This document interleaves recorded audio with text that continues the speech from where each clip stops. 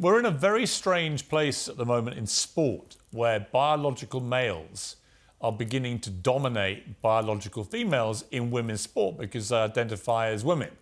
What do you think of that? I think you know exactly what I think of that. I think that, let me put it to you this way. I have a daughter, okay? I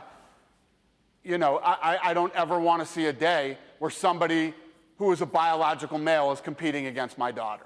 So, yeah, no, I think it's another nutty, insane thing that's happening in the world today, that we're all trying to deal with. And yeah, I'm just glad there's my daughter's a cheerleader, so she's not playing any competitive sports, but it hasn't happened in the cheer world yet. If your daughter wanted to be a fighter, what would you feel about that? Because you put on some very, very big fights involving women. I got to be honest, I never feel that comfortable watching women smacking seven bells out of each other. I know it's hugely popular. I know they love doing it. I know that some of them become superstars and make tons of money. But as the father of an 11-year-old girl myself, I would never want to see her do it. How do you feel about if your daughter wanted to? I famously got hammered like 10 years ago saying women would never fight in the UFC. And then I met Ronda Rousey. But you have to understand the context. At the time, I was trying to get people to accept men fighting in a cage. Women fighting in a cage, I was like, oh my God, this will be next to impossible. But if you look at what we did, almost everything was impossible in building this business to what we built it to today.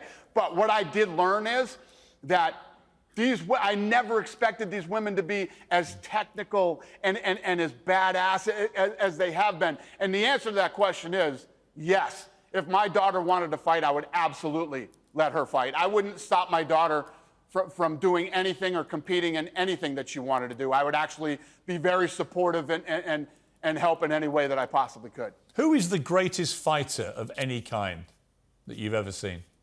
Of any time, in any sport? Any time, any sport.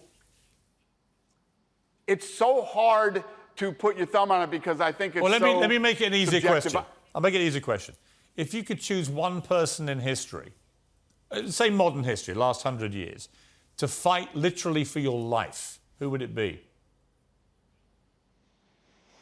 Oh, God.